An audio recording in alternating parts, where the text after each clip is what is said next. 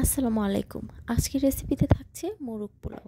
আর এটা খুবই সহজে এবং ঝটপট ইফতারের আগে আমি রান্না করেছিলাম। আশা করছি আজকের রেসিপি আপনাদের ভালো লাগবে। এখানে আমি 6 পিস মুরগির মাংস নিয়েছি। আর মাংসগুলো দেখতে পাচ্ছেন, একটা মুরগিকে 4টা ভাগ করে নেওয়া। আর এখানে 6 পিস নিয়েছি। আর পিসগুলোকে এখন একটু একটু করে দাগ কেটে দিয়েছি। এবার 1 চা চামচ টক দই আর 1 চা চামচ আদা রসুন বাটা দিয়ে ভালো করে মেখে 10 মিনিটের জন্য রেখে দিব। এবার রান্নাটা করার জন্য চুলায় একটা প্যান বসিয়ে প্রথমে আমি হাফ কাপ বেরেস্তা ভাজার পরে যে তেলটা বেঁচে গেছে সেই তেল দিয়ে দিলাম। 4-5টা লং, 2 টুকরা দারচিনি, 4-5টা এলাচ আর 2টা তেজপাতা দিয়ে দিলাম। এবার বড় সাইজের একটা পেঁয়াজ কুচি দিয়ে দিলাম। 4টা কাঁচামরিচ ফালি করে দিয়ে দিলাম। এবার এগুলোকে হালকা করে ভেজে নিচ্ছি কিছুটা নরম হওয়া পর্যন্ত। এরপর 2 চা চামচ আদা রসুন বাটা দিয়ে আবারও একটু ভেজে নিলাম। এবার আমি এখানে প্যাকেটের যে মশলাটা পাওয়া যায় বিরিয়ানির মশলা, সেটা অর্ধেকটুকু দিয়ে দিলাম। ঝটপট রান্না করে নেওয়ার জন্য বিরিয়ানির মশলাটা ব্যবহার করছি। মশলাটা কিছুক্ষণ তেলের সাথে ভেজে নিয়ে এরপর এখানে আমি হাফ কাপের মতো টক দই ফেটিয়ে ভালো করে দিয়ে দিলাম। আর 1 টেবিল চামচের মতো বাদাম বাটা দিয়ে দিলাম। আর এখানে আমি আরও একটা পেঁয়াজ পেস্ট করে তারপরে দিয়ে দিয়েছি। এবার দিয়েছি পরিমাণ মতো লবণ আর হাফ কাপের মতো পেঁয়াজ বেরেস্তা কিছুটা হাত দিয়ে ভেঙে গুঁড়ো করে দিয়েছি। এবার ভালোভাবে মশলাটাকে কষিয়ে নেওয়ার পরে এরপরে যে মাংসটা রেখেছিলাম টক দই এবং আদা রসুন বাটা দিয়ে মেখে, সেটা একটা একটা করে মশলার মধ্যে দিয়ে ঢাকনা দিয়ে ঢেকে দিব। 2-3 মিনিট পরে ঢাকনাটা উঠিয়ে এরপর মাংস এবং মশলা ভালোভাবে মিশিয়ে নিব আর ভালোভাবে কষিয়ে নিব। মাংসটা ভালো করে কষানো হয়ে গেলে এরপর আমি এতে 1 কাপ পানি দিয়ে দিব। আমি হাফ কাপ করে 2 বার দিয়েছি। আর এবার নেড়ে ছেড়ে মিশিয়ে এরপর আবারও ঢাকনা দিয়ে ঢেকে দিব রান্না হওয়ার জন্য।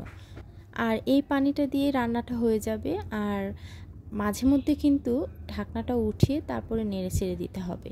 এরপর আমি 4টা ডিম সিদ্ধ করে দিয়ে দিয়েছি এর মধ্যে, আর 1 টেবিল চামচ ঘি দিয়ে দিয়েছি। 2 চা চামচ দিয়ে দিচ্ছি পাউডার দুধ দিয়ে ভালোভাবে মিশিয়ে আবারও ঢাকনা দিয়ে ঢেকে ঝোলটা কিছুটা ঘন হওয়া পর্যন্ত রান্না করব। যখন ঝোলটা ঘন হয়ে গেছে আর দেখতে পাচ্ছেন তেল ভেসে উঠেছে, তখন এটাকে আমি চুলা থেকে নামিয়ে তারপরে তেল আর কিছু মশলা একটা বাটিতে উঠিয়ে নিচ্ছি। আর এই তেল এবং মশলাটা দিয়ে আমি পোলাওটা রান্না করব। এবার চুলায় আমি বড় একটি হাঁড়ি বসিয়ে সামান্য একটু তেল দিয়ে দিলাম। আর এখানে আমি পোলাওয়ের চালগুলো দিয়ে দিলাম। আমি এখানে 3 কাপ চাল নিয়েছি আর চালগুলোকে ভালো করে ধুয়ে তারপরে 10-15 মিনিট ভিজিয়ে রেখেছিলাম। এরপর একটা ছাঁকনিতে নিয়ে পানিটা কিন্তু ভালো করে ঝরিয়ে নিয়েছি। এবার 1 চা চামচ আদা রসুন বাটা, 1 চা চামচ বাদাম বাটা, 2টা দারচিনি, 2টা তেজপাতা দিয়ে ভালো করে ভেজে নিয়েছি। এরপর যে মশলাটা উঠিয়ে নিয়েছি সেই মশলাটা দিয়েও ভালো করে মিশিয়ে নিয়েছি।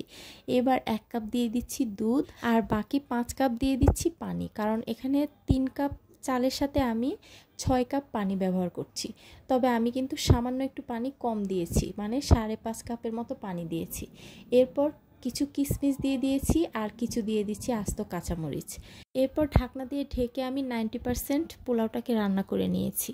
এবার এখান থেকে আমি অর্ধেকটুকু ভাত উঠিয়ে নিয়েছি আর বাকি ভাতটুকু সমান করে এরপরে এর মধ্যে মুরগির মাংসগুলো এবং ডিমগুলো দিয়ে দিচ্ছি এবং মাংসের সাথে যে মশলাটুকু ছিল সেইটুকু আমি দিয়ে দিচ্ছি। এরপর হাফ চা চামচ কেওড়া জল দিয়ে আর 1 মুঠো দিয়ে দিচ্ছি পেঁয়াজ বেরেস্তা, 1 টেবিল চামচ দিয়ে দিচ্ছি ঘি, আর বাকি যে ভাতটুকু উঠিয়ে রেখেছিলাম সেটুকুও দিয়ে দিচ্ছি। আরও কিছুটা পেঁয়াজ বেরেস্তা দিয়ে দিচ্ছি আর হাফ চা চামচের মতো ঘি দিয়ে দিলাম। দিয়ে ঢাকনা দিয়ে ঢেকে ঢাকনায় যে ছিদ্র ছিল সেটাও বন্ধ করে দিলাম। দিয়ে 15 মিনিটের মতো চুলার আঁচ একদম কমিয়ে তারপরে দমে রেখে দিয়েছিলাম। 15 মিনিট পরে আমি চুলা থেকে নামিয়ে এবার কিছুটা মিশিয়ে নিচ্ছি। দেখতেই পাচ্ছেন কতটা ঝরঝরে হয়েছে পোলাওটা। চাইলে ইফতারে আপনারাও এই রেসিপিটা তৈরি করতে পারেন। খুবই সহজে দেখাতে চেষ্টা করেছি। আশা করছি আপনাদের ভালো লেগেছে। আর ভালো লাগলে অবশ্যই একটা লাইক করবেন। আজকে এ পর্যন্তই, আবারও দেখা হবে ইনশাল্লাহ। আল্লাহ হাফেজ।